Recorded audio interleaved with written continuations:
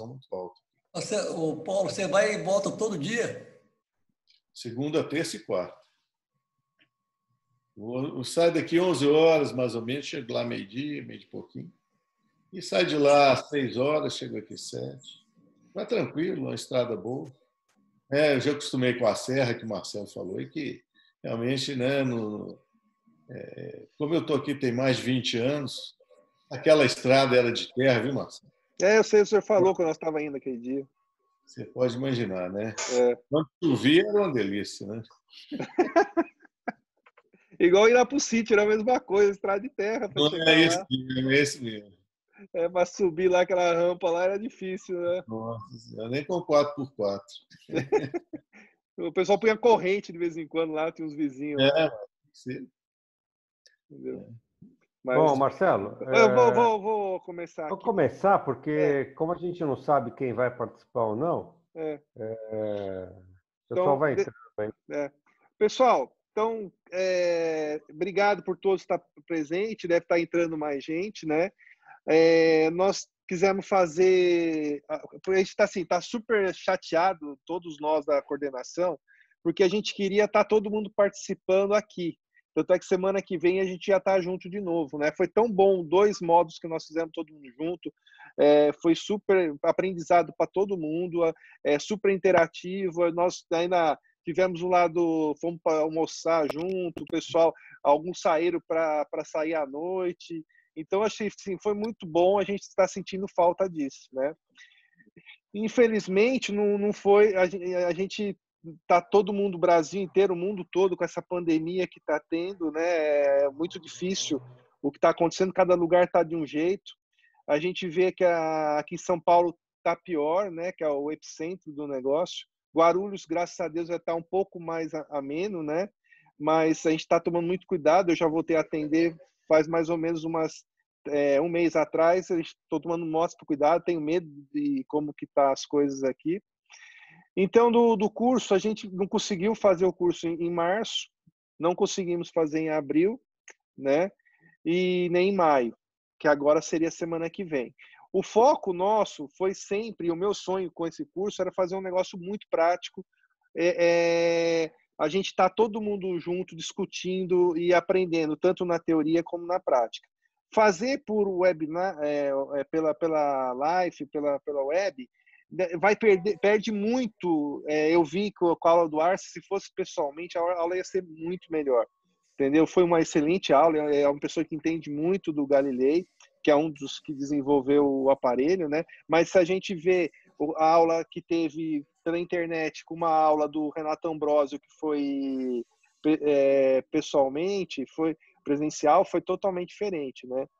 Então, o que acontece? A gente nós já estamos planejando voltar agora no final de junho, certo? A gente já está planejando tudo para voltar no final de junho, começando com a aula do pessoal da lente contato, os módulos de lente contato, né? E nós vamos estar ainda definindo os próximos módulos, porque mudou a grade, porque o Dr. Paulo mesmo, ele ia vir em agosto, tinha planejado fazer o Ferrara Meet em agosto. Mas então nós vamos mudar essa grade. Então isso nós vamos estar definindo ainda, né? Então a ideia nossa é o seguinte, voltar agora em junho, no final de junho, só que isso vai depender de ter passagem aérea para vocês virem, vai depender de ter hotel aqui para vocês ficarem, que hoje está fechado os hotéis de Guarulhos, e restaurante, não tem restaurante, aquele que nós fomos comer, comida japonesa. Doutor Paulo, nós fomos comer restaurante japonês, fomos num restaurante português, que eu vou levar, quando o senhor vier, eu vou levar o senhor lá, que é excelente bacalhau. E fomos na Neguinha, que é uma churrascaria muito boa também, que a gente deu uma conhecida minha de mais de 20 anos aqui em Guarulhos, né? Então, agora só que está tudo fechado. O pessoal está fazendo marmitex. O pessoal do hospital, que trabalha no hospital, eles comem de marmitex, né? Então, tá difícil. Então, assim, se der tudo certo, se tiver essa liberação, então a gente pode preparar para o final de junho estar de volta.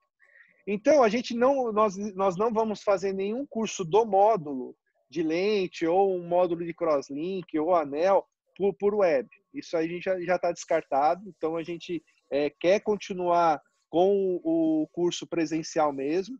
Se por acaso tiver algum problema, a gente prorroga o curso, vai para janeiro, fevereiro, março, e faz de sexta, sábado, domingo, ou a gente vai fazer algum jeito para completar nossas 240 horas de teoria e prática, certo?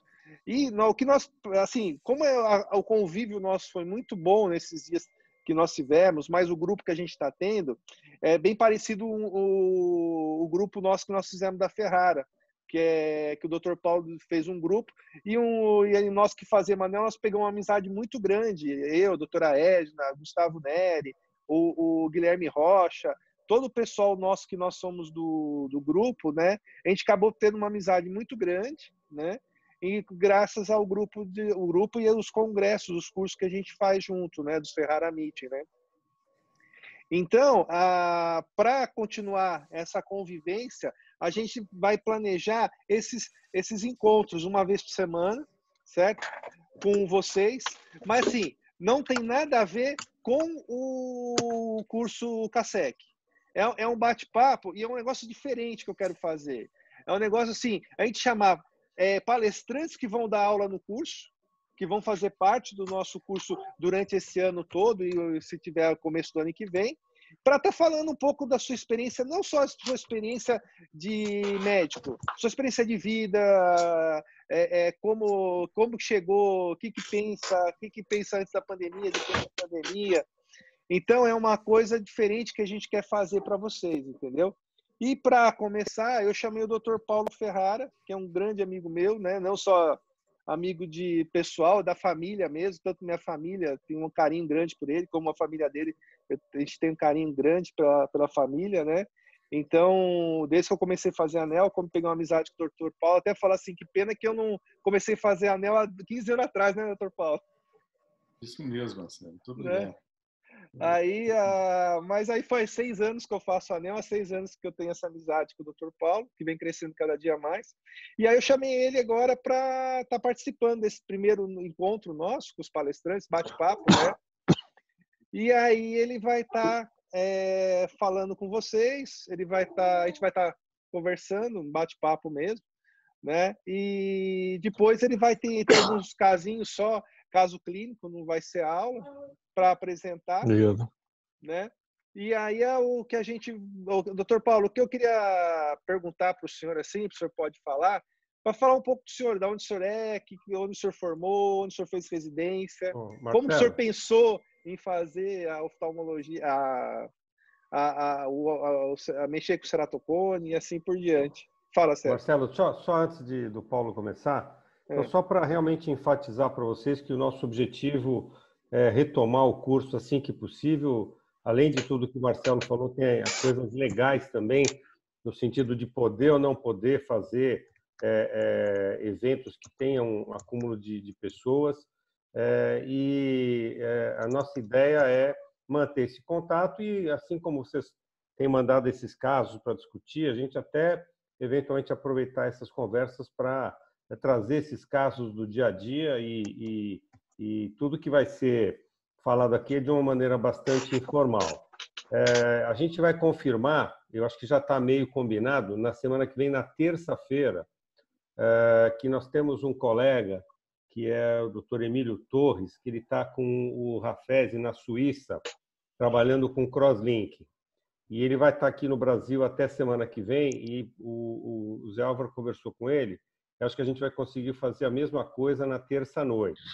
Bom, e o que tem de diferente? Ele está, assim, super up-to-date em crosslinking. Então, tem várias coisas novas de crosslink que estão em vias ainda de ser publicadas. Por exemplo, fazer crosslink em córneas finas, uma série de novidades. E então, um cara super atualizado, ele foi fellow lá na escola, está super bem, publicando um monte de trabalhos. E a ideia, assim, é um bate-papo, ele vai falar o que está falando, está fazendo lá, o que tem de novidade. Então, são coisas à parte ao curso que vão dar um extra e mantém a gente assim em contato até que a gente possa voltar à nossa rotina. Agora, desculpa, Paulo, pode seguir adiante aí com Bate-papo. com as suas informações aí. Muito bem, Marcelo, muito obrigado pelo convite. Fico super feliz da gente estar tendo essa reunião informal. Ela nos aproxima muito e nos dá um conforto muito grande, porque cada um de nós está na sua casa, né? No seu ambiente familiar. Isso favorece muito, né? Porque a gente pode falar coisas também que a gente não diria num congresso, num encontro formal. E, portanto, eu acho que o aproveitamento vai ser muito, muito benéfico, né, para todos nós. Eu vou falar um pouquinho da minha vida. Muito obrigado pela oportunidade. Eu me formei na Federal, na Escola de Medicina da Universidade Federal de Minas Gerais, em 1973. Nessa época eu já tinha meu primeiro filho, que é o Paulo, que hoje mora na Espanha, e fiz a minha residência no Hospital São Geraldo. Na época, o serviço do professor Tom Rocha.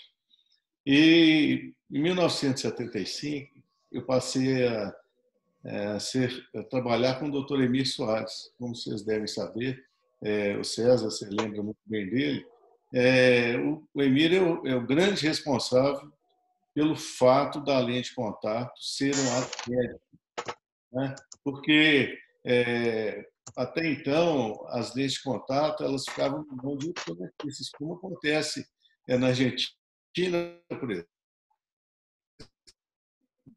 e em outras partes. Então, o Emir ele sempre fomentou, né, incentivou aos médicos, aos oftalmologistas a adaptarem lentes de contato. E nessa época eu pude viajar pelo Brasil com ele, dando aulas, né, sobre como adaptar lente em ceratocone, né, porque ele desenvolveu aquela técnica da bolha. Naquela época as lentes eram feitas de polimetilmento acrilato, eram impermeáveis, eram lentes de 7,5 milímetros, 7,5 milímetros, né, de diâmetro, eram multicurvas e, portanto, eram difíceis de adaptar. E as lentes para miopia e para a hipermetropia eram lentes fenestradas, né? Porque quando você fenestra a lente por qualquer motivo, a tolerância melhora. Mas no ceratocone isso não era possível.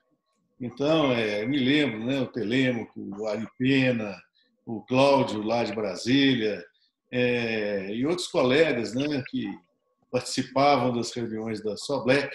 Eu fui presidente da Soblec em 70, vice-presidente do Orestes, em 1975. Não. 81, não foi? 81? Eu não lembro. Bom, você estava no primário ainda, César. Eu também. Estava no primário, César, nessa época. Que isso, vai lembrar? Não, eu lembro de ter ouvido falar, né? Porque... Mas então é o seguinte, nessa época eu fiz a minha tese, eu acho que é a única tese no Brasil que existe sobre adaptação de lente de contato em ceratocone. Eu, para conseguir acho que foram 50 e poucos casos que eu adaptei, era uma dificuldade se conseguir um paciente ceratocone para adaptar a lente. Hoje em dia, o ceratocone ele brota, né, na sua clínica, todo dia você tem 2, 3, 4. Né? Então, eu estou comentando isso para mostrar, né, que alguma coisa aconteceu nesse intervalo de 81, que foi a defesa da tese, para agora, para 2019, 2020. Né? Quer dizer, por que aumentou tanto a incidência de ceratocone? Né? É uma coisa interessante para a gente discutir. Existem teorias aí sobre a utilização de tablets, né, de celulares, né, em crianças. Você vê menino, uma criança de 3, 4 anos de idade já com ceratocone incipiente. Então, alguma coisa realmente está acontecendo. Bom, voltando aí um pouco no tempo, em 83 até 82 eu fiquei lá no Instituto Tom Rocha. Eu trabalhava lá no departamento de lente de contato junto com o Kleber, que já conhecer. E ali a gente fazia talvez uns 400 pares de lentes por mês. Era uma loucura. Eu acho que a lente de contato é que sustentava lá no Instituto Tom Rocha. Em 1983, eu comecei a fazer ceratotomia radial. Eu fui aí para o Rio, fui lá no Carluxo, enfim, foi uma época também de um interesse pela cirurgia refrativa foi despertado, né? E logo um montão de colegas, né, se aventuravam nessa técnica, porque a correção da miopia sempre foi uma muito atraente, né, para todos que operam na oftalmologia. E como era uma técnica relativamente simples, né, não fácil, mas simples, motivou que muitos colegas aderissem ao procedimento. E pronto, em 85 eu comecei a trabalhar com os implantes intracorneanos, muito influenciado pelos trabalhos do Choice, que é um assistente do criador da lente intraocular lá da Inglaterra, não esqueço o nome dele agora, vocês me ajudem aí. Mas ele desenvolveu uma lente polissulfona e para que a lente fosse bem tolerada pelo estroma, ele fenestrou as lentes com inúmeros orifícios que faziam com que a lente fosse bem tolerada, que não destruísse, mas, por outro lado, a visão ficava prejudicada, né? Então, essas lentes não prosperaram e foi aí que eu comecei a fazer também lentes fenestradas e, como eram muito grandes as fenestrações, elas acabaram coalescendo rapidamente, né? E aí me veio a ideia do anel. Isso foi lá em 86, né, quando eu comecei a fazer os implantes em coelhos lá no Instituto Hilton Rocha, no ICB, que é o departamento, Instituto de Ciências Biológicas da Universidade Federal de Medicina, né, de Minas Gerais. E até 91, não era, os anéis eram muito toscos, né, muito rudimentares. Então, a gente ficava mesmo testando tolerância, testando a forma, profundidade, enfim, tentando descobrir qual é o melhor caminho para fazer essa técnica. Em 91, o Emir comprou um torno, são os tornos que são usados atualmente para fazer os anéis. Então, a gente conseguia fazer uma órtese com dimensões bastante precisas, né? E, portanto, a gente tinha um produto que a gente podia implantar com muita segurança. E nessa época a gente usava a ceratectomia parcial com microcerato. E quem me ajudou muito nessa época foi o Ricardo, porque ele é que tinha o microcerato, né? Já fazia a ceratomileuses, né? E fazia também, ele desenvolveu na época uma técnica interessante, ele tirava o lentículo do míope e botava no hipermetro, né? E por algum tempo ele teve algum resultado. Posteriormente eu vim a saber que não foi para frente, por quê? Porque os lentículos eles escorregavam, eles não ficavam no lugar. Então, isso ocasionava um distúrbio visual importante que motivava a remoção do lentículo. Quando foi lá para 94, então eu desenvolvi essa técnica de tunelização, que é a que a gente utiliza até hoje, só que nessa época as espátulas eram espátulas duplas, porque a gente fazia os dois túneis, eram dois túneis, simultaneamente, o que assegurava uma simetria absoluta dos segmentos. Num primeiro momento, os anéis eram de 350 graus, e já com 5 milímetros de diâmetro, né? E introduzir o anel utilizando essas duas incisões, eram incisões opostas, diametralmente opostas, era muito difícil. A gente levava até hora e meia para fazer implante do anel, né? E aí veio a ideia disso, né? Se tem 12 incisões, vamos dividir o anel em segmentos, né? E foi aí que a gente começou a aprender realmente o mecanismo de ação desses segmentos de anel. Porque quando você implanta um anel de 350, ele só aplana. E agora nós estamos descobrindo que ele corrige astigmatismo também, como vocês vão ver para frente, né? E os segmentos, eles têm um mecanismo de ação também de induzir um aplanamento nas pontas, o que corrige o astigmatismo dos ceratocônios que são irregulares, né? Bom, em 96, em 95 nós começamos. Como o laser para correção de miopia estava a todo vapor, vocês lembram do Summit, né? O Summit em 93, se não me engano, né? Era o laser utilizado e a turma estava entusiasmada. Eu me lembro de assistir na aula lá do Martinez e do Tadeu, né? Os camaradas fazendo correções de miopia de 15, 16 graus, né? Era um trem absurdo, entendeu? E aquela era um feixe largo, né? Large beam, e que fazia um estrago na superfície da córnea, né? Gerando aberrações, córneas totalmente obladas. E, a partir daí, os lasers também foram melhorando, né? Com os flying spots, fazendo uma ablação customizada, fazendo uma ablação muito mais fisiológica, portanto, os resultados foram melhorando muito. E, com isso, o anel que foi desenvolvido para a correção de miopia, ele perdeu sentido, né?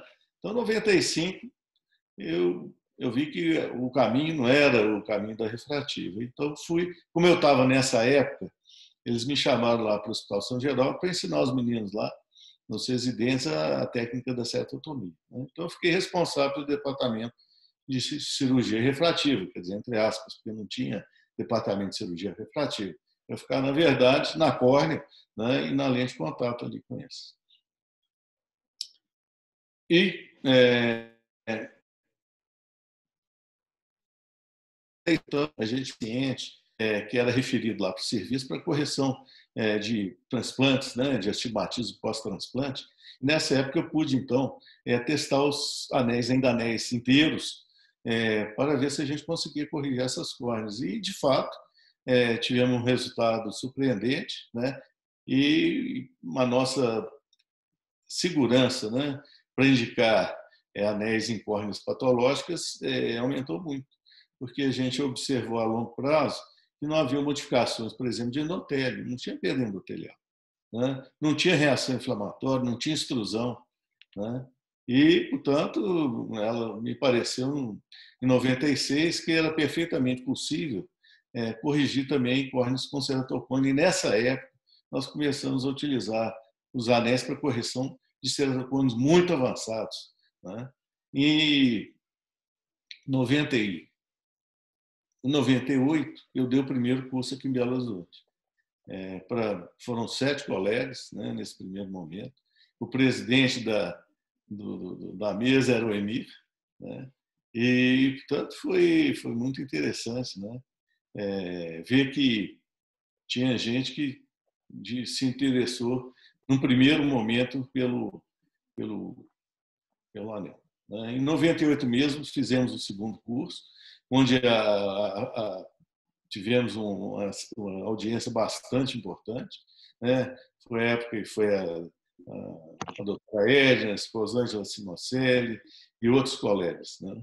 E, a partir daí, eu comecei a viajar pelo Brasil inteiro, principalmente para o Sul, né? O Emílio costumava dizer, se você convencer o gaúcho que sua técnica é boa, né, o Brasil inteiro vai aceitar. Não sei porquê, mas ele falava, nós fomos para o Sul. Em 99, eu tive aí na Escola Paulista de Medicina com o Mauro Campos e com a Daniela Miranda, onde nós pudemos implantar pacientes com graus 3 e 4. Quem operava era a Daniela, era a Marta Sartori, era o Mauro Campos e eu, né? E a Daniela, então, apresentou a tese de doutorado dela, baseada nesses casos operados aí. Então, ia para São Paulo aí quase todo fim de semana, né, para a gente poder fazer a seleção dos pacientes e a técnica cirúrgica. Bom, a Regina, então, começou a fazer os cursos dela em Maringá, né? Esses cursos dela sempre foram muito interessantes, quer dizer, para ali afluíam inúmeros colegas, né? Porque era um curso realmente muito bom, era um congresso, um mini congresso, mas que acabou congregando, né, quase todos que hoje fazem a técnica de anel, né? Eu me lembro que eu cheguei em Maringá uma vez, fiz o curso da Índia, depois eu peguei um carro e fui para não foi Erechim, mas Erechim foi em seguida. Foi para Chapecó. Foi para Chapecó, onde o Delcio tem a clínica dele. Nessa época eu fui lá com o Jeová. O Jeová era um colega também muito conservador e ele nunca se animou a implantar o anel, embora os resultados que a gente tenha obtido lá naquele clínica dele tenham sido muito bons. E eu comecei, então, a fazer também viagens para o exterior. Em 2000, fui para Tóquio, né? Estive lá com o Tsubota. Depois eu fui para Hong Kong, eu tive lá depois de um contato que eu tive com um colega chinês que já é falecido. Em Portugal, lá com o Marinho, né? Na cidade do Porto. Então, minha vida virou uma vida de caixeiro viajante, né? Porque eu ia para todo lado para dar curso, para ensinar, né? E acabei, em 2006, indo para a Espanha, porque ali eu tive um apoio muito grande do Jesus Merai, que é um colega de renome, né? Ele hoje está lá no Vegas, esqueci o nome do instituto lá. A gente vai ficando velho, né? Memória vai falhando. Mas então, aí também eu pude ensinar muita gente lá. Né? Passei pela Espanha, né, para dar esses cursos, né? E daí fomos para a França, fomos para a Itália. Itália também eu tive um apoio muito grande lá do Paulo Pesando, do Carlo Lovisolo, né? E na Grécia, onde eu tive o apoio do... Oh, meu Deus, esqueci. Mas na Grécia me aconteceu, eu fui para Rhodes dar um curso lá. E então o colega lá me pediu que implantasse anel num americano, olho único. Estava lá e queria fazer o anel porque ele era automípse, era autocone. Eu falei, bom, vamos fazer, né? Aí eu entrei num centro cirúrgico, não tinha asepsia nenhum, né? Os colegas todos entraram, né? Ninguém se paramentava. Eu falei, pô, que loucura, vou operar um cara, né? Um olho único. Bom, mas o colega lá, não, você vai operar. Enfim, acabei que fizemos a cirurgia, foi muito bem sucedido, né? E daí, da Grécia, fomos para a Tailândia, fomos para o Oriente Médio também, passamos lá na Arábia Saudita, no Egito, e fomos também para o México, né? Nossa, minha vida foram... eu estava contando, foram mais de 400 viagens nacionais e internacionais nesses 23 anos. Ou seja, quase uma viagem por mês, né? Então, eu realmente me dediquei assim, com muito entusiasmo, né? Porque eu sempre acreditei no anel.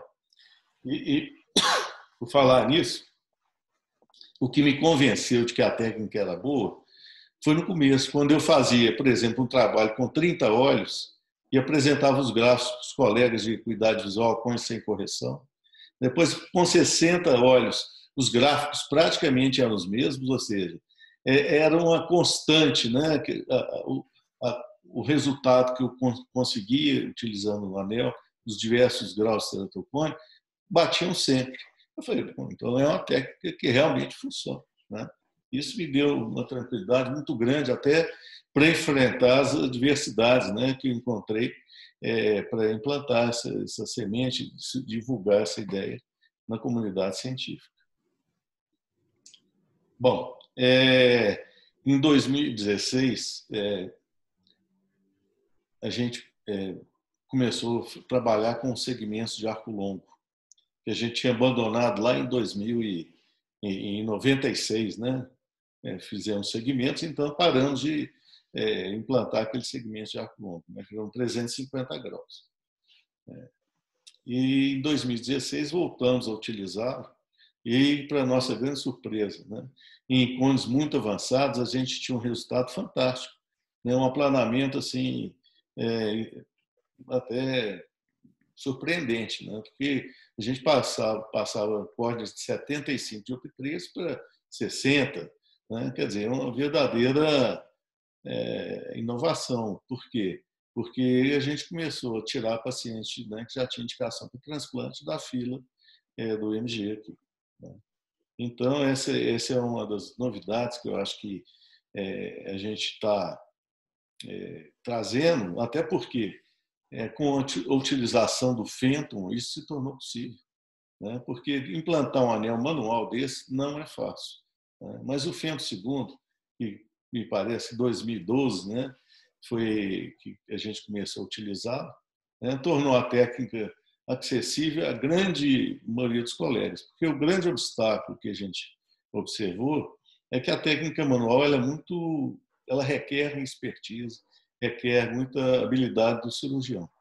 Então, isso, o colega fazia 1, 2, 3 casos, tinha complicação, largar para lá. Falava, não mexer com isso não, esse trem complica. Daí porque essa peste, né, que até hoje ainda a gente enfrenta, que é a extrusão. Não, vou fazer porque o anel sai. O anel só sai se ele tiver um superficial ou próxima incisão, ou se o paciente for um coçador, né? Quer dizer, o coçar os olhos não só provoca o avanço do ceratocone, mas também o deslocamento do segmento dentro do estroma. Vocês verem como é que é poderosa essa força que os pacientes põem em cima do olho, né? Quer dizer, você movimenta, delamina, né? O anel sai do lugar quando o paciente coça muito o olho e também sai para fora, quer dizer, vai extrusar, né? E uma novidade também que eu vou mostrar para vocês hoje é que naqueles casos que são muito avançados, mesmo a gente tendo implantado o anel, eles não têm uma recuperação visual muito boa.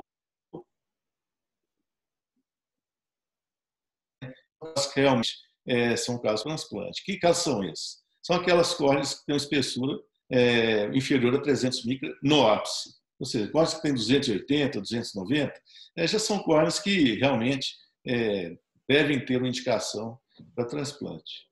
E me veio uma ideia que não é minha, né, do Barraqui, lá de 1960, e está sendo utilizada aí por alguns colegas, né? O Nicolas está fazendo isso lá em São Paulo, em Sorocaba, e na Itália, na Bélgica, tem o Melis, que está utilizando o transplante de membrana de Bowman. É um procedimento que ele tem por finalidade o quê? Engrossar a córnea, né? E postergar a necessidade de um transplante. Então, meu primeiro caso já tem uns 8 anos que eu fiz. Eu fiz utilizando o Phantom, desculpa, e usei uma córnea inteira, né? Foi uma paciente lá de Vitória da Conquista. Hoje ela formou em advocacia, portanto, são já 9 anos, né, de follow-up, né, com tranquilidade, o menino usando a lente de contato, visão de 20/40, né. Com o passar do tempo, a gente passou a fazer lentículos também com o Phantom, né, fazemos lentículos aí de 200, 250 mil, de acordo com a espessura que a gente quer corrigir. Hoje existe também um avanço nesse campo que chama descelularização do botão doador, né, com o intuito de quê? De permitir que a depressão das células autóctones, né, sejam substituídas por células do hospedeiro, ou seja, do receptor, né? Então, são trabalhos que já estão sendo feitos, inclusive aí já são motivos de tese de doutorado, né? Depois eu posso passar para vocês, se interessarem, né, esses trabalhos. Quer dizer, de 2010 em diante, a técnica de cerotofacia, ela foi ressuscitada justamente pela facilidade com que o Phantom permite que a gente faça essa cirurgia. Então, isso aí é um breve resumo, né, da minha trajetória, né? E eu agradeço, né, a Deus, né, de ter dado certo, podia ter dado errado, né, mas graças a Deus, né, hoje a gente tem um montão de seguidores, um montão de gente que gosta, que faz e que tem os mesmos resultados que eu tenho. Portanto, não é a técnica do Paulo Ferrari. Uma vez eu vi o comentário da colega lá de Salvador: não, essa técnica é boa, mas só dá certo na mão do Paulo. Não é verdade, né? Agora, então, com o Phantom, isso é totalmente acessível a quem quiser, né? Se você não tem dinheiro para você comprar o laser, opera na clínica do colega, ou peça o colega para operar para você. né? É uma técnica que não confronta a lente de contato de maneira nenhuma, né? É uma técnica que permite até que a adaptação da lente se torne mais favorável, né? Então, por que eu vou botar e vou botar uma lente escleral, por exemplo? Por que eu não ponho só a lente escleral? É porque a lente não segura a córnea. Então, você tem que botar alguma coisa que vá estabilizar essa córnea. Pode ser o crosslink, pode ser o anel. E por que o anel? Porque o anel aplana, o anel regulariza, melhora a visão sem correção e facilita a adaptação da lente, inclusive a adaptação de lente gelatinosa. Eu tenho uma história engraçada. Eu operei um menino lá do Maranhão e ele ficou com menos 3 miopia, esférico 20, 30, eu acho. Eu falei, bom, você não quer usar uma lente descartável? Eu gosto muito da lente descartável. Né? Descarte diário, sobretudo. Por quê? Porque a lente descarte diário, você está com a lente nova todo dia. Né? O risco de uma contaminação, o risco de uma alergia, né? É muito menor. Aí o paciente, tá bom, fez lá a lente comigo, pagou lá os honorários e voltou para a terra. Dali uns meses ele me ligou e falou, ó, doutor, eu fui lá no meu médico aqui e ele disse que essa lente não presta para ceratocone, não. Quer meu dinheiro de volta? Eu falei, perfeitamente. Né? Quer dizer, você não vai ficar brigando com o paciente. Né? Agora, eu acho que é importante justamente essas reuniões que a gente está tendo, porque mais gente pode participar, porque não tem que pagar passagem, não tem que pagar hotel, não tem que pagar alimentação. E, então, a divulgação, né, se tornará muito mais eficiente e eficaz. Né? Então, eu acho que mais que vem para bem, né? O coronavírus nos uniu. Essa é que é a verdade. Então, é isso aí, Marcelo. Uma história... Ô, Paulo, deixa eu perguntar um negócio para você, para ver se minha memória está boa. Eu lembro que eu acho que eu assisti alguma aula tua, não sei exatamente quando, que você fazia já moldes da córnea pensando na lente, não era? Sim. Foi antes do anel, né? Porque hoje em dia existe um molde que já transfere as informações para um software que já transfere para um torno, né? E quando eu vi o molde a primeira vez, eu falei, pô, eu vi isso o Paulo fazendo em sei lá quando, né? Mas, você sabe o que me desanimou? Quando eu estava vendo isso, era lá no início da década de 90, né? Não vem ao caso, né? Não vem ao caso. A época não vem ao caso. Porque eu vou continuar nesse assunto um pouquinho. Eu mostrei para o Emir, ele falou, Paulo, isso tem... Ele, do ponto de vista industrial, ele não é legal. Né? É muito detalhe, você tem que copiar, né, essa curvatura, é difícil. Aí desanimei, deixei para lá. Mas há uns tempos atrás, e há pouco tempo atrás isso, eu voltei à carga porque hoje você tem a impressora 3D, né? E você pode escanear a superfície do olho. Então, o que eu fiz? Eu fui num dentista, que ele tem um scanner de dente. Eu falei, me escaneia a córnea aqui. Ele me escaneou. Eu levei aqui no laboratório, né, que faz essas órteses para dentista, né, e pedi para ele, olha, isso aqui é um scanner da minha córnea, eu quero fazer uma impressão 3D dessa superfície. Aí ele fez para mim, ficou uma lente escleral bacana. Eu botei no olho, mas que ele não soltava de jeito nenhum. Ia danado para tirar a lente. Aí eu peguei e desanimei também. Falei, deixa que esse treinado. Mas então, hoje aqui você tem esses recursos, você não precisa moldar, você tem o aparelho. Eu acho que a Oculus tem esse aparelho, que ele copia a superfície da cor. Tem um fabricante, agora eu não vou lembrar o nome, que ele faz esse molde e no molde já tem um cabinho que transfere para o software e do software para o torno.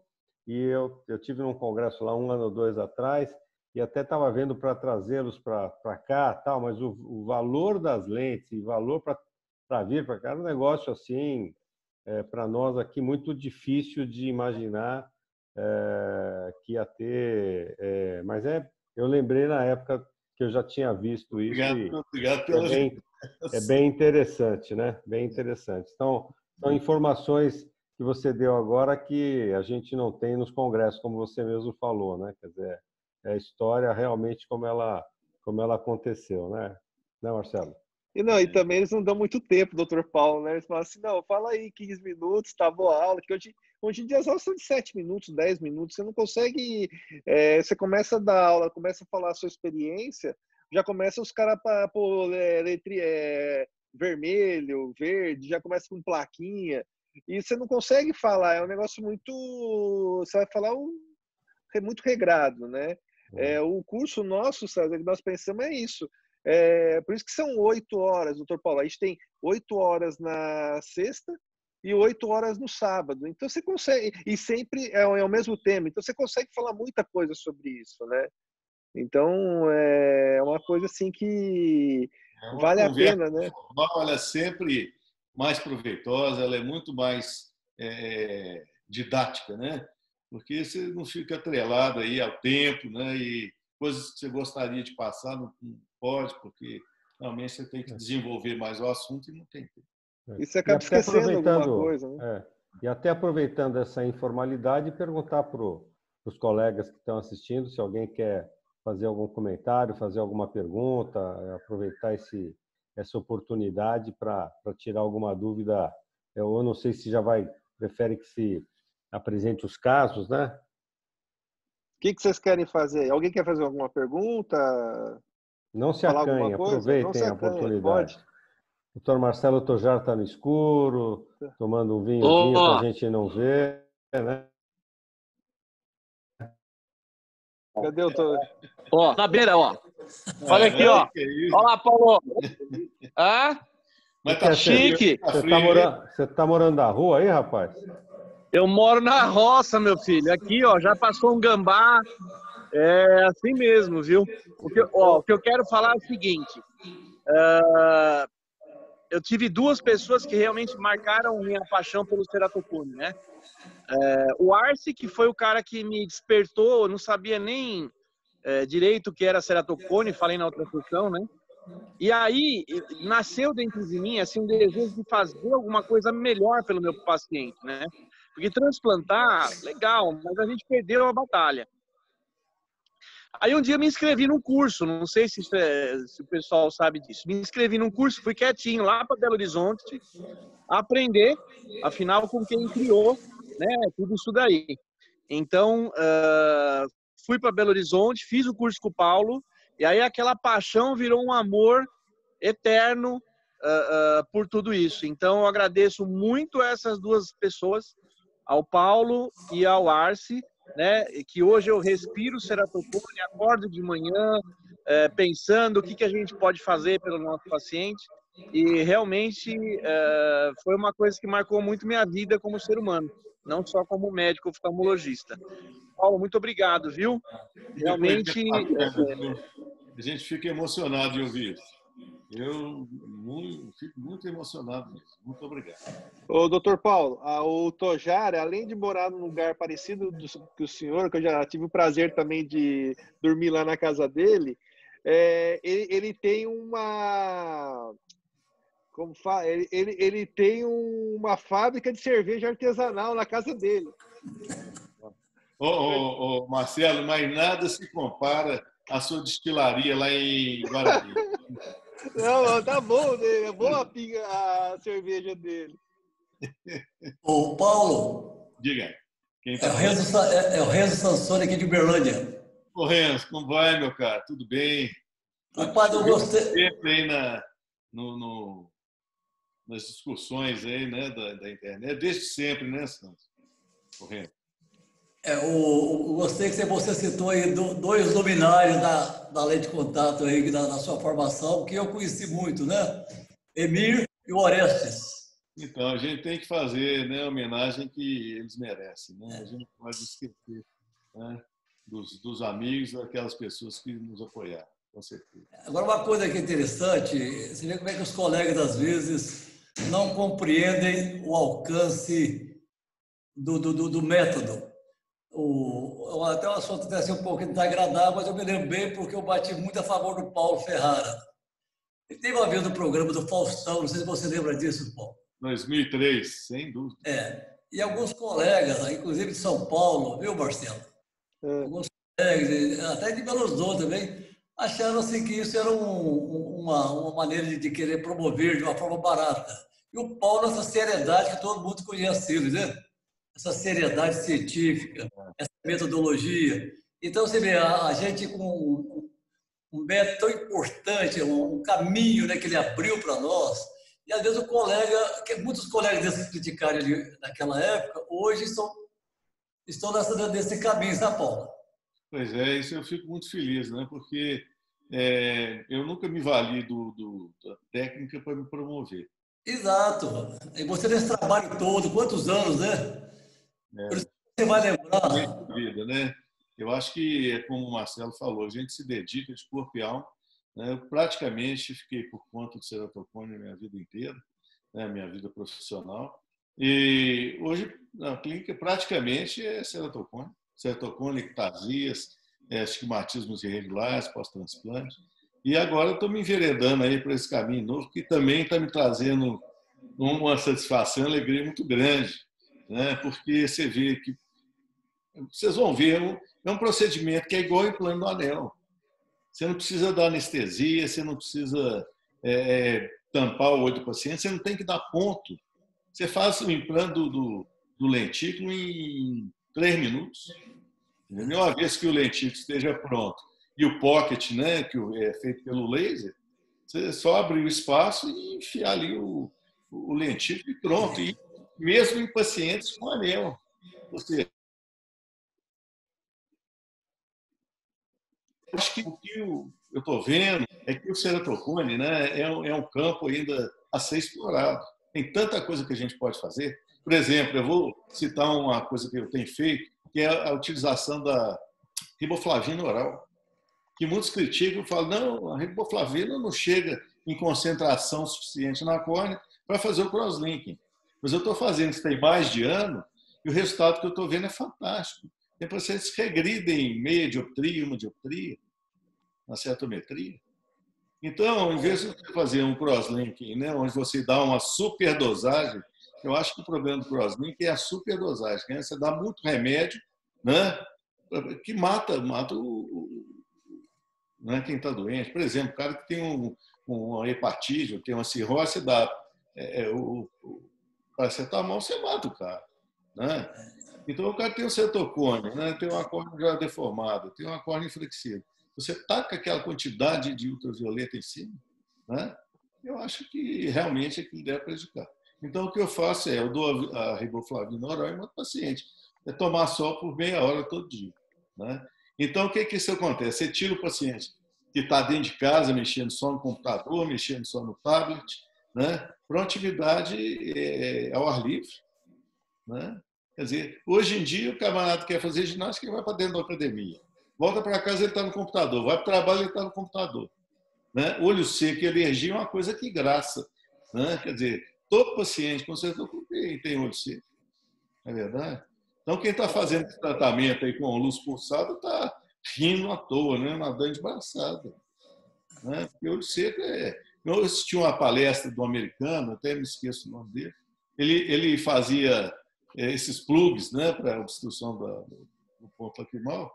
Ele saía pelo mundo dando aula de como implantar o plug e de olho seco. Isso já tem quantos anos? Sei lá, tempão. Entendeu? E na época falava que 85% da população mundial tem olho seco. Você já imaginou? Né? Deixa eu te lembrar outro fato seu. Marcelo, vamos seguir. 94, a gente não vai conseguir terminar os casos. Só mais uma notícia, só deixa eu ver aqui o Paulo. Em 94, nós encontramos lá em Chicago, 94, 95, na academia. Vocês lá, nós até tomamos um sanduíche sentado no chão, eu e você sentado no chão. E você nessa luta, e você me falou assim, Renzo, essa minha matéria vai vingar. Não esquece de falar isso, essa minha matéria que é o anel, né? Isso. Por aí. Isso vai vingar. Nunca esqueci isso, viu, Paulo? Que bom, que bom. Muitas lembranças. Relembrar e viver. Doutor Paulo, apresenta os casos que o senhor está querendo, o senhor trouxe para a gente dar uma olhada. Eu vou começar mostrando a técnica aqui do lentículo, que eu acho que é um paciente que já tem o anel implantado. Vocês vão ver a história que eu vou mostrar em seguida, né? Ô Marcelo, estou tentando compartilhar aqui, ó, eu abri o vídeo e apertei compartilhar aqui e o anfitrião desativou o compartilhamento da tela. Deixa eu entender aqui, peraí. Opções, vários participantes podem compartilhar simultaneamente. Pronto. Vê se vê agora, doutor Paulo. Foi bem. Entrou? Aqui, ó. Vamos lá.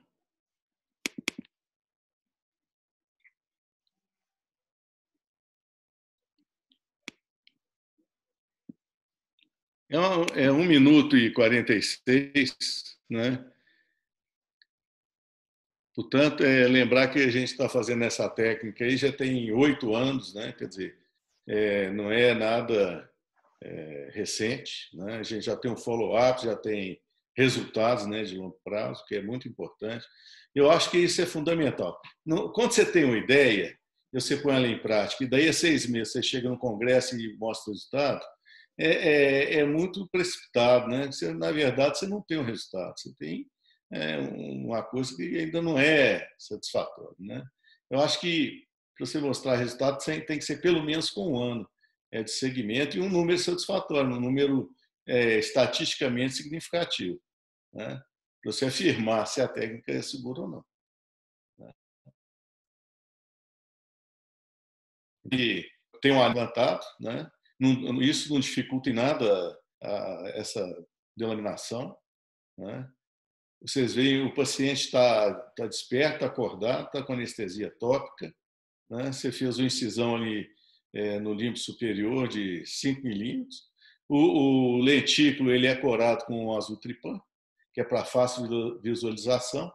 Vocês vão ver como é que é fácil introduzir esse lentículo, né? O paciente olhando para baixo, você simplesmente enfia o lentículo lá para dentro e ajeita ele, né? Esse lentículo é feito também pelo laser de fento, né? E ele pode ser da espessura que você quiser.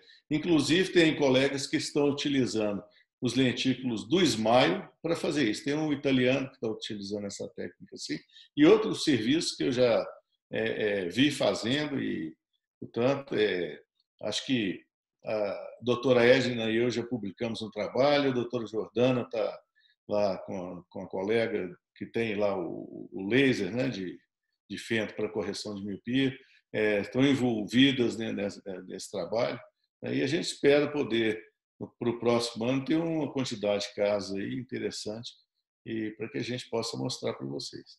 Eu acho que é mais uma arma, mais uma etapa que a gente tem que cumprir antes de condenar o paciente a um transplante total ou parcial, né, como é o caso do DALC. E é um cálculo refrativo para você chegar nesse... Não.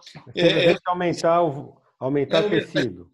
Aumentar a espessura, né? Quer dizer, eu quero impedir uma hidropsia, por exemplo, né? Facilitar uma adaptação lente de contato. Não estou buscando, na verdade, resultado refrativo. Até porque a córnea, às vezes, ela fica com uma curvatura até um pouco mais acentuada do que antes do implante do lentículo. Mas permite que você adapte a lente e tenha uma córnea grossa. A córnea que vai aguentar aí por bastante tempo antes de você ter que fazer um transplante, um DALC. Porque também você não fica impedido de realizar o DALC depois do implante do lentículo. Assim como não fica impedido de fazer o DALC na presença do anel, né? Então, agora nós vamos voltar aqui para interromper o compartilhamento e vou abrir a apresentação, viu, Marcelo? Sim. Deixa eu ver aqui. Tá, aqui. E agora eu volto a compartilhar a tela. Esse negócio aqui a gente acaba aprendendo, né? Tanto A gente apanha. Aqui. Pronto. Agora aqui. Pronto. Vocês estão vendo minha tela aí, né? Sim, estamos sim. Então, vamos lá. Estou ficando bom nisso. Bom, então é isso aí. Nós estamos aí com um paciente, que é um paciente lá de Governador Valadares. Esse está o colega que estava tratando ele, as lentes iam se tornando inadequadas, ele ia trocando as lentes, né? Por lentes mais curvas. Enquanto isso, o cone ia evoluindo, né? Porque você tinha que trocar para lente mais curva, porque o cone está piorando. Mas ele falou, não, deixa você ficar mais velho, você está com 18 anos, depois quando você chegar nos 20, a gente faz um transplante. Bom, o paciente, então, ele foi pegar uma segunda opinião, veio consultar. Era um ceratocone grau 4 em ambos os olhos, com presença de estrias, mas sem opacidades, né? Importantes, na verdade. O olho esquerdo já tinha alguma lesão de Baumann, né? A acuidade visual nos dois olhos de menor que 20/400, e eu costumo fazer a avaliação dos meus pacientes de ceratocone usando pinhole, para saber, né, da função visual. Na verdade, eu quero saber quanto que aquele olho vai enxergar só com o anel, né? Ou se eu vou ter que acrescentar lentes esféricas para melhorar a acuidade visual. Então, isso aí já me diz se o paciente é só portador de ceratocone ou se ele tem uma ametropia associada. Então, aí vocês têm o primeiro, o pré-operatório desse olho direito, né? Vocês veem que uma esfericidade -2 é uma córnea totalmente aberrada, totalmente deformada, um K médio de 61, um K máximo 76. E, portanto, em uma espessura de 348. Importante notar essa espessura, né? O olho esquerdo, eu estou aqui com a tela me tampando, não sei porquê. Bom, eu não vou conseguir ler aqui o olho esquerdo, porque a imagem da telinha tampa os números. Eu leio para o senhor aqui: 69,2 IK1, 74,3 IK2, 71,6 IK médio, com uma sericidade de 2,30, sendo que o ponto mais fino da córnea é 2,86 micras. E o K máximo? K máximo 74,3. E o astigmatismo? 5. Sim, foi bom. Então, não, o K máximo 83, Marcelo. O quê? K máximo desculpa, 83. o K máximo 83. Eu pensei que era o K2, desculpa. Então, tá, um olho é 76,9, no outro 83,4. Então, vamos lá. Fizemos, então, a opção pelo implante do anel, os dois olhos. O olho direito, né, o pré-operatório, nós vimos há pouco. No 30 dias de pós-operatório, ele já tinha reduzido para 73 a curvatura máxima. A córnea estava em 339, portanto, tinha afinado um pouquinho. O astigmatismo baixou para 1,5. O anel implantado foi 320/20. Tá? Então, um anel de arco longo com 200 micras de espessura.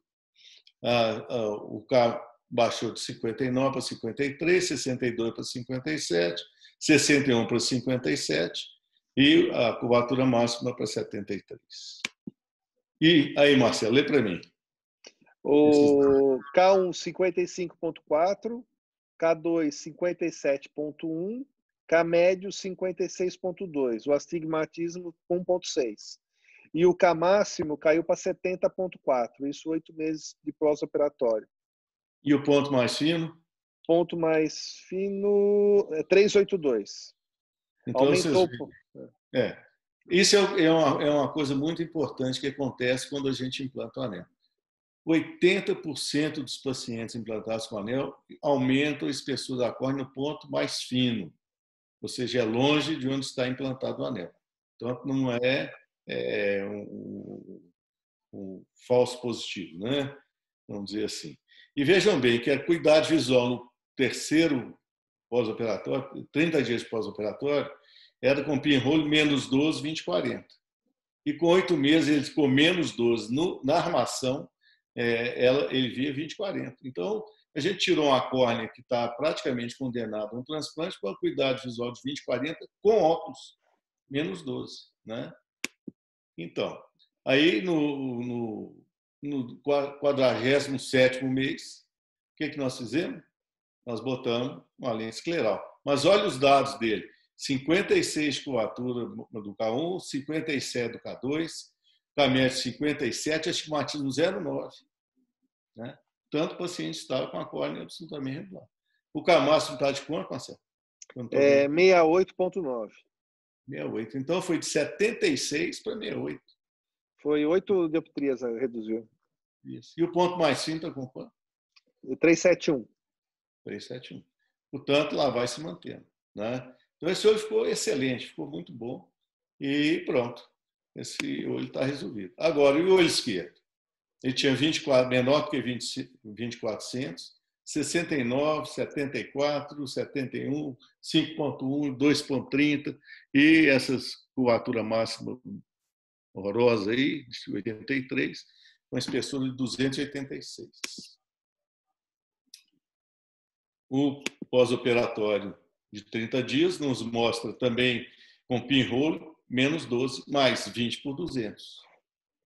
Né? E no 8º mês, está tampando aqui a tela, continua com o menos 12 mais 20/200, ou seja, o resultado visual foi ruim. Né? Então, ou a gente mandava ele para um DALC, né? E aqui é uma coisa importante, o Pentacan nos dá esse mapa, que é um mapa de densitometria. Né? Ele nos fala da transparência da córnea. Então, vocês vejam no ápice ali, 39,6, né? Depois do anel baixou para 31,4. Portanto, a transparência da córnea, aqui vocês podem ver a sombra do anel, né, onde ele está implantado, que está exatamente na base do cone. Né? Então, esse aspecto de reorganização das lamelas, que é o que eu acho que acontece quando você implanta o anel, favorece o aumento da transparência. Né? Então, o que nós resolvemos fazer? Nós resolvemos, então, fazer o implante do lentículo. Né? Então, aqui, o objetivo é induzir alterações da espessura. Né? A técnica é desde 1960, né, que é usada para hipermetropia. Eu fiz uma pesquisa e perguntei, mas por que isso aí não foi para frente? Não foi para frente por quê? Porque a técnica era difícil. Você conseguir o lentículo é difícil, você conseguir fazer a bolsa para implantar o lentículo é difícil.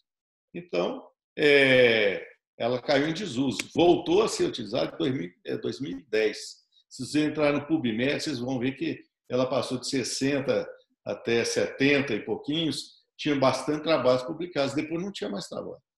Esses trabalhos começaram a voltar a ser publicados depois de 2010. Por quê? Porque com o aparecimento do Fenton, as coisas se tornaram muito mais fáceis. Né?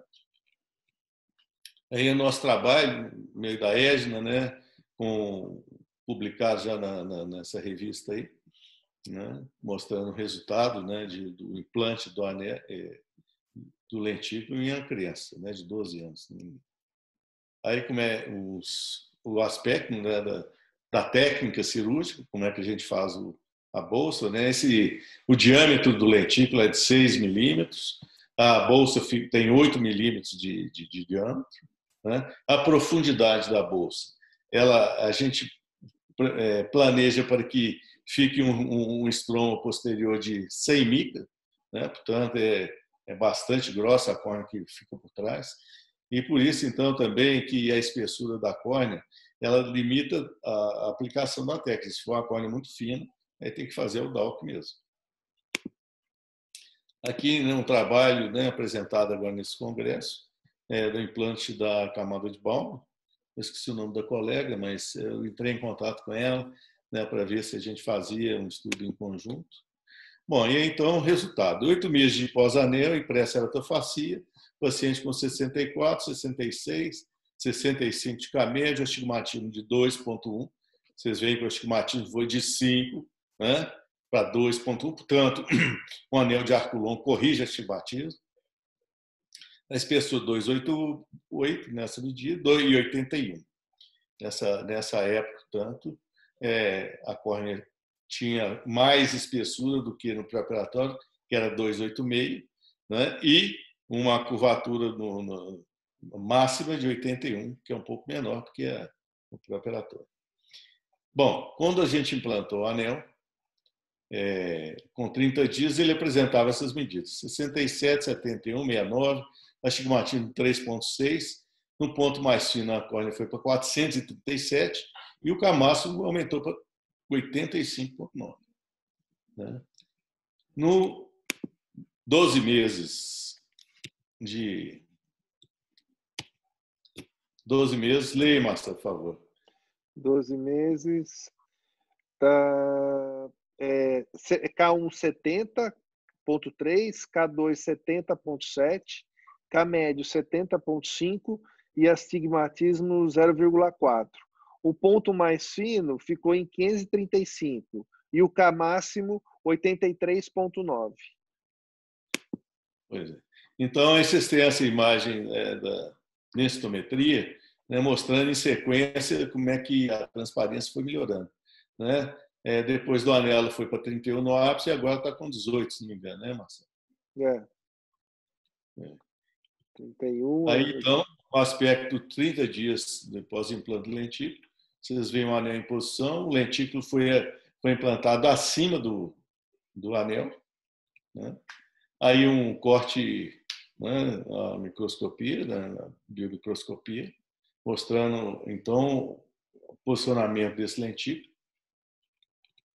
E aqui, realizada a adaptação com a lente escleral, paciente com acuidade visual de 20/40. Né? Então, vocês veem que o olho direito está com a lente gelatinosa de -12, uma lente descartável, a lente do olho esquerdo é uma lente escleral, e o paciente perfeitamente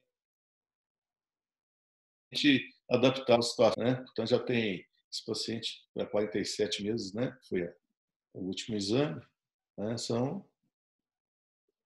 48, serão 4 anos, né? É isso mesmo.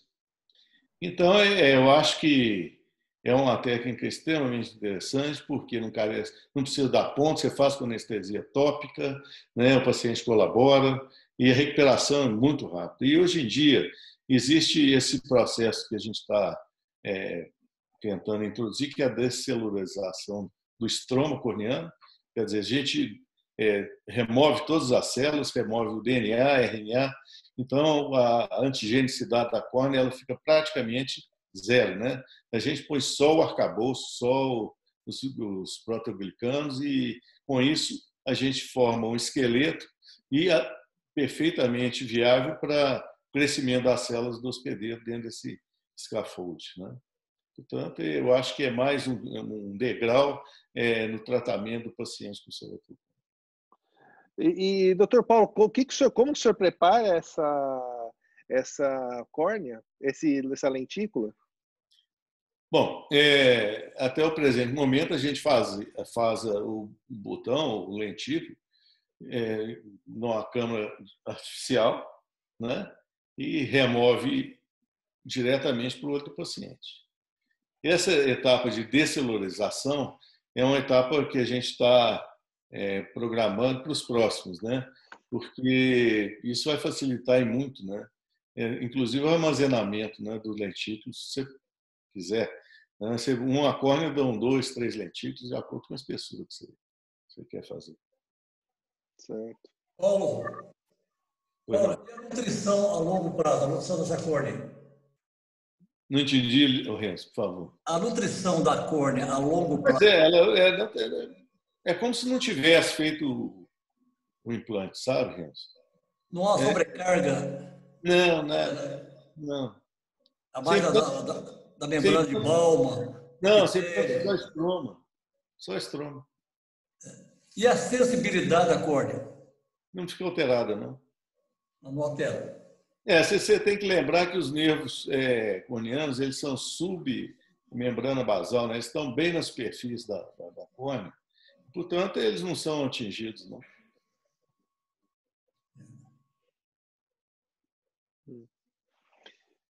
Deixa eu ver aqui. Alguém tem mais alguma pergunta sobre isso? Lipner. que você Não, me só parabenizar. Realmente é bem interessante. Acho que é mais um recurso.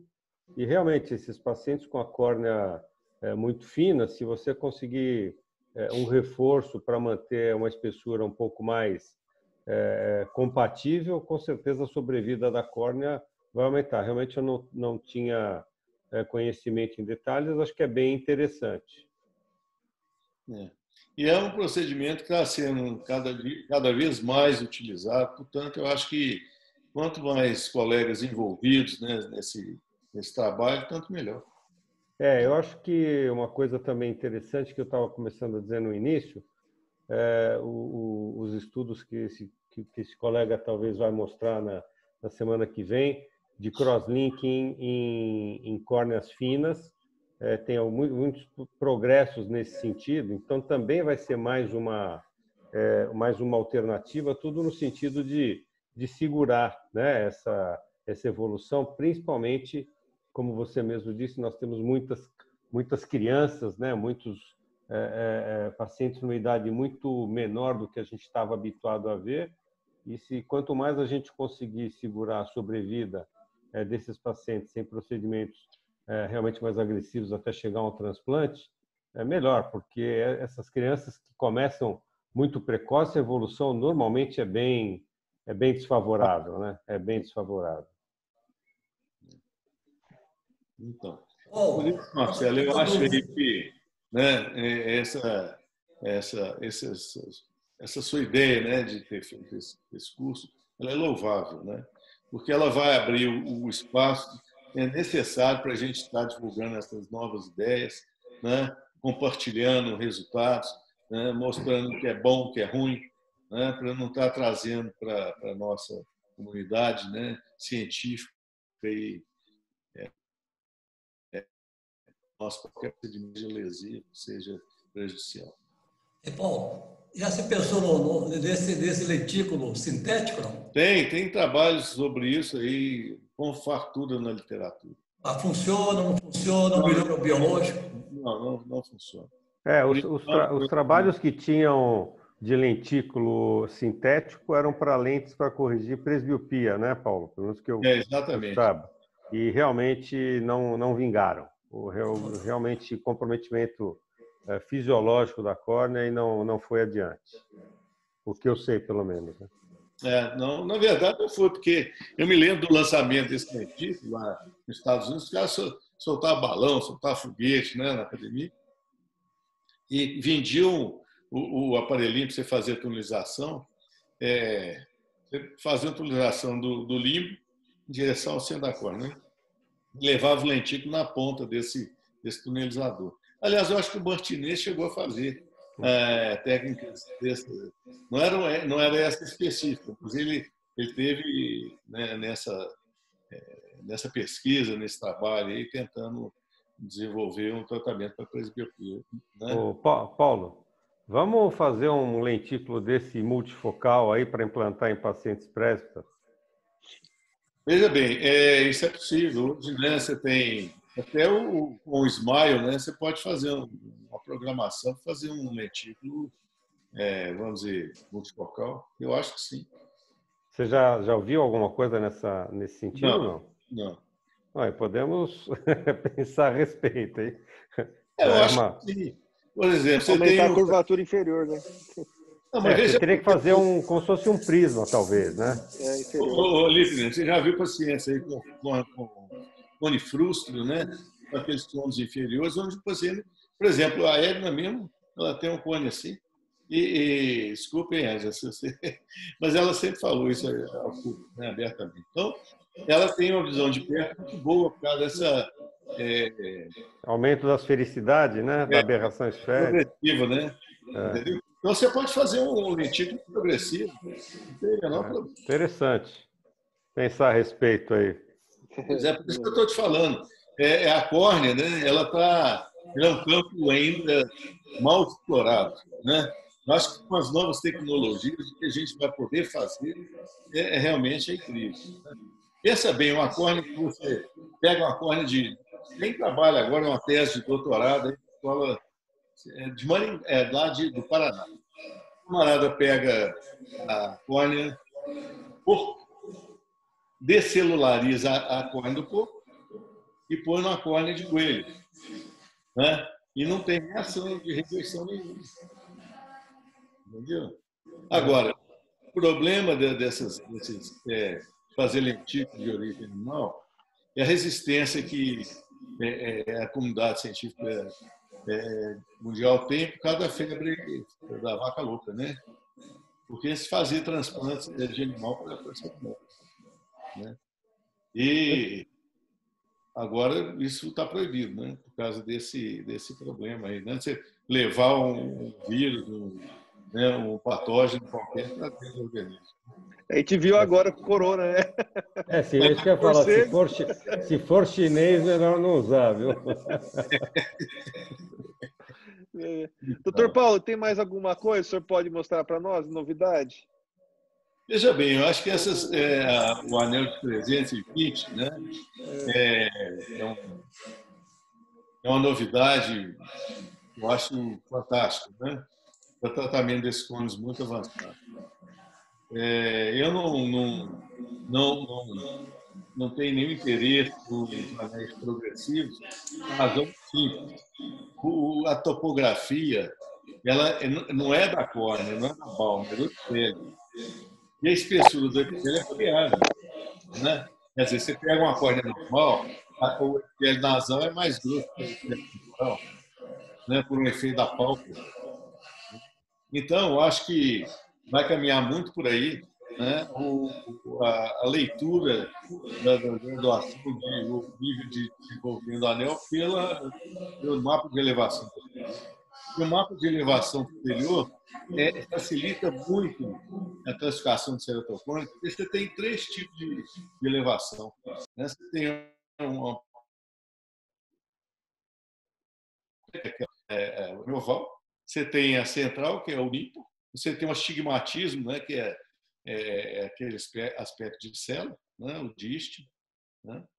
E, portanto, você tem o mapa da um nipple centrado, né, que é o característico do pelúcio da Laika e da pelúcia, né? Então, você tem, na verdade, 4 tipos de ceratocone, né? O central e o periférico. E, de acordo com se o cone é central, ele tem uma evolução diferente do ceratocone periférico. Isso é uma coisa que eu pedi ao Marcelo para ver, né? Porque eu acho que com o corpo você consegue avaliar a biomecânica dessas córneas. E o que nos diz que isso é verdade é que a maneira com que o paciente reage a um e outro anel é diferente. Por exemplo, o cone que é central e que você implanta o anel de arco longo, ele demora 6 meses para estabilizar. Um anel que é implantado no cone periférico, no dia seguinte o paciente está com a visão muito melhor e com 3 meses estabiliza. Vou ver. Então, o comportamento da córnea já nos diz que esses 2 cones têm biomecânica diferente. Agora, temos que medir isso de alguma maneira. Parece que o CORPS nos dá essa possibilidade. Agora, eu acho o seguinte, estava conversando com o Marcelo, você classificar ceratocone pela topografia é a verdadeira tolice, uma tolice arrematada. Você pode ter córnea com topografia normal já com o início de alteração da face posterior, da elevação posterior, que é onde se estabelece e onde se inicia o ceratocone. Então, eu acho que é uma cruzada minha, né, uma luta, né, para convencer os colegas que fazer a avaliação do cone pela face posterior é melhor. Igual também eu estava falando a córnea pode estar, a lente de contato, o Zorpage, hoje em dia, a grande maioria, quem faz a topografia secretária, lubrificação do olho. Então, isso tudo acaba dando essas alterações na face anterior, né? E a face posterior, você acaba tendo um olho, entre aspas, mais virgem, né? Seria aquilo lá mesmo que né? A imagem, né? Aí o César que entende muito disso daí, que pode falar melhor. Não, eu acho que a gente tem muitas dúvidas ainda, não existe uma verdade absoluta, e quanto mais a gente discutir, mais a gente vai formando o raciocínio, mas se fosse fácil, a gente já tinha solucionado, principalmente esses casos incipientes, que a gente não tem certeza se opera, se não opera, se é ceratocone, se não é. Mas eu acho que vale a pena a gente ouvir todas essas novidades, todas essas opiniões e ir formando aí o nosso raciocínio para poder fazer o diagnóstico. O interessante é o seguinte, quando você participa do ano, eu aprendo muito no corredor dos congressos, né? Porque às vezes os colegas falam alguma coisinha e aqui te desperta, né, para aquele fato que você não tinha pensado, não tinha percebido, né, que vai fazer uma diferença na frente, na sua abordagem, na sua conduta. Exatamente. Isso mudou muito nos últimos anos e a gente hoje tem praticamente um universo aí dentro do ceratocone que a gente não tinha antes. Então, muito interessante, muito legal e vamos seguir aí procurando aprofundar para cada vez mais a gente conseguir solucionar esses problemas, né? Isso. 1000 cabeças pensam melhor do que um.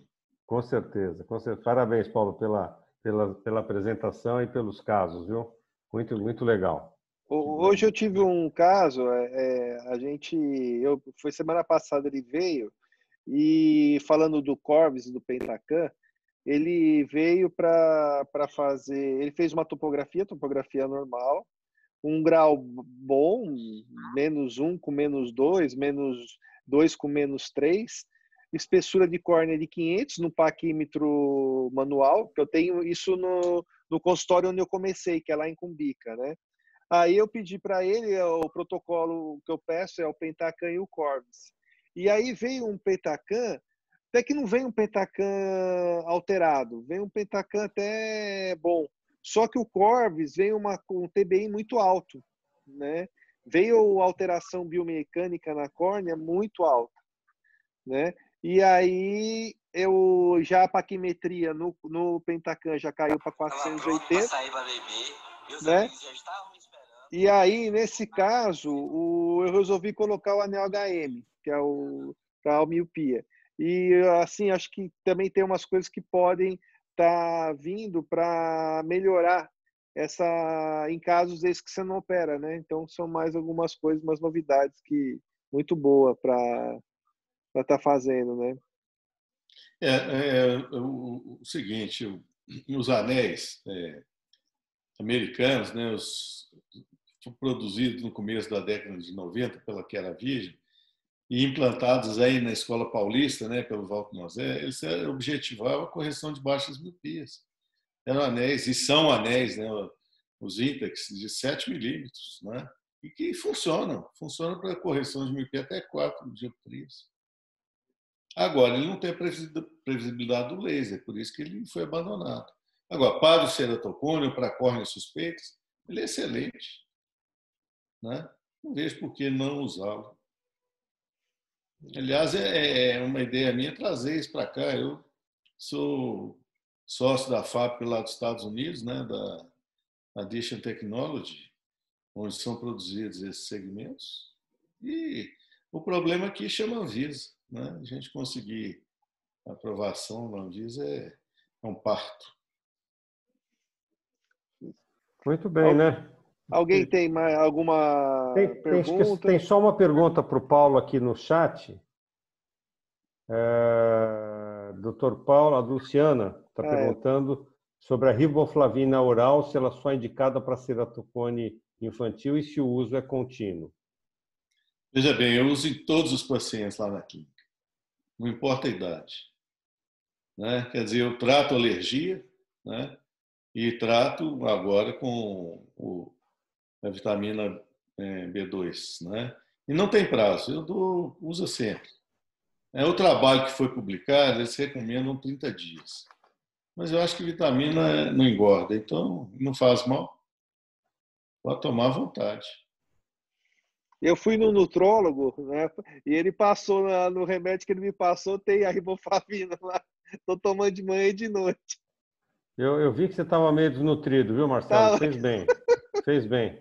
Não, estava alterado. Vou relatar para vocês uma história engraçada. Eu tenho uma paciente que eu operei há muitos anos. Ela referia o uso de açúcar mascavo com riboflavina. Então, ela dizia o seguinte: sempre que eu como esse açúcar, minha visão melhora. É um dado, assim, só isolado, solto, mas que tem a ver com o que a gente vê hoje, né? Eu comentei isso com o Arce, ele falou: na verdade, quem tem diabetes não tem cetocônia. Né? Que a córnea é mais resistente. Né? Doutor Paulo, Sim. boa noite. Uma pergunta para o senhor, para desempatar. Galilei ou Pentacan? Veja bem. O Renato vai só Pentacan, o doutor Arce só Galilei. Pois é. O Galilei é um aparelho excelente, muito bom, mas ele tem dados que são um pouco discrepantes do Pentacan. E como eu já tenho o hábito de usar o Pentacan, e o meu nomograma é baseado, né, nesses dados do Pentacan, eu fico com ele. Mas não que o Galilei não deva ser usado, deva ser preterido em favor do Pentacan, de jeito nenhum. O Tojar usa Galilei. Ele tem o Galilei. Pois é. Eu acho que esses aparelhos são bons, são precisos, né? E, portanto, não tem nenhuma crítica, não, ao contrário. É a face posterior, né? Certo. Muito bem, Alguém então, né? tem. Ô, Júnior, Baf, tem alguma coisa? Pergunta? O Júnior é amigo meu de faculdade, então tá fazendo curso com a gente também aqui. Né, Baf? Prazer em vê-lo. Deixa eu liberar aqui você aqui. O prazer a todos aí, aos colegas. Tá me escutando ou não? Tá. Agora sim. Agora? Tá sim, bom. Sim. Ok. Prazer a todos aí, Dr. Paulo, excelente. Sou fã aí dos anéis, tudo. Uma coisa que eu queria perguntar para o senhor. A apresentação foi excelente. Com relação ao caso, esse paciente do olho de colocou. Eu sei que ele vai diminuindo, mas tem algum momento em que ele começa a aumentar depois de alguns anos e você tem que trocar o anel? Não. Você pode ter uma flutuação mesmo, né? Para mais. Mas isso não faz com que você tenha que fazer qualquer substituição ou acréscimo. A não ser que o cone tenha evoluído. O que pode acontecer raramente, mas acontece. Ou quando a gente punha antigamente o 210 ou o 160, que não tinha o 320. Agora, hoje mesmo eu fiz eu tinha feito um paciente há uns 3 anos atrás, com 2,160/20, melhorou do que ele tinha, né? Melhorou. Só que agora eu achei melhor trocar, eu troquei hoje, de 2,160/20 por um 320, que tinha sobrado muito grau e também a qualidade da visão não estava... Ele saiu de CD a 2 metros para 20/80. Né? Então eu acabei trocando hoje para o 320, acabei ampliando o túnel, né? E colocando um 320/20 nele. Agora com essa novo anel, né? Que teve, né? Ok. Outra coisa que a gente está vendo que lá vai acontecendo é a associação de anéis de diâmetros diferentes. Né? Então, você põe um arco 160/20, por exemplo, com 5 milímetros, né, numa pelúcida, por exemplo, e o resultado não fica muito bom. Você sempre pode enfiar um outro anel de 6 milímetros, né, abaixo, né, concêntrico, com um anel de 5, você já implantou. Né? Isso aí já está sendo apresentado, né? Tem trabalhos que dão subsídio a essa técnica. E como a técnica do anel é uma técnica de adição, né? E não tem nenhuma reação inflamatória, né? Não vejo nenhum problema em fazer essa associação. Né? Então tá, gente, sorte. Doutor Paulo, muito obrigado, como sempre. O senhor sempre está me apoiando nas coisas, das minhas loucuras também.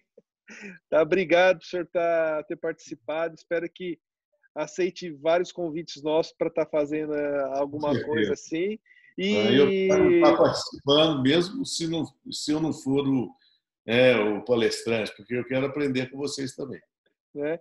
E espero o senhor aqui em Guarulhos para o nosso Ferrari nesse ano, né? Que já vai ser o quarto ano já seguido, né? Que agora o Ferrari esse ano nós vamos fazer dentro do CASEC, né? E vai ter aquela paella que você costuma servir aí? Vai ser igualzinho. O senhor vem antes, entendeu? A gente faz. O senhor chega aqui para quarta-feira e a gente emenda o final de semana. Não, mas é aquela que você fez aí no seu hospital. No hospital? Sem cachaça não dá, né, Paulo? Sem cachaça não dá. Né? A cachaça inspira, né? Tem que reforçar o estoque. É verdade. Entendeu? Mas o doutor... Meu aqui acabou. Acabou? Acabou. Certo. Ó, obrigado, doutor Paulo. Obrigado a todo mundo aí pela presença, certo? Na terça-feira a gente vai estar fazendo mais um desse com o doutor Emílio. Então, aí eu vou estar mandando para vocês amanhã o convite, tá? Eu mando para o doutor também, doutor Paulo. Né? Aí na terça-feira, se der para dar uma entradinha, vai ser um prazer estar o senhor presente de novo com a gente aí, né? Com certeza. Vamos tá? assistir. E a gente vai vendo. Pessoal, obrigado pela Paulo, presença. Paulo, obrigado também. Foi um prazer. Muito obrigado. Vamos falando aqui para ver se no final do ano, mês que vem, nós estamos todo mundo junto aqui. Tomara. Obrigado a todos. Parabéns. Bom feriado a todos. Bom feriado. Então, aqui em São Paulo é feriado. E aí, isso. E aí 9 de julho, vocês têm uns feriados esquisitos aí, né? E BH não teve nada de feriado, não? Tem nada. Isso aqui a gente trabalha direto. Só. Tchau. Boa noite. E tá com barreira, doutor Paulo? Inventaram esse negócio aí de barreira sanitária, né? Terrível. Sim. Não, isso é para dar engarrafamento. Eles querem evitar, né? De o pessoal ir, né? Andar aí, né? Pois é. Mas aqui em Minas Gerais teve 11 óbitos. Em Minas toda? Belo Horizonte. Belo Horizonte? Mas é bom.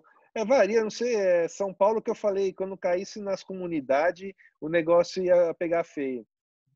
Os hospitais de convênio particular já está reduzindo, mas caiu nas comunidades. Se a gente não tinha UTI para tratar de hipertenso, nós vamos ter para tratar de coronavírus agora?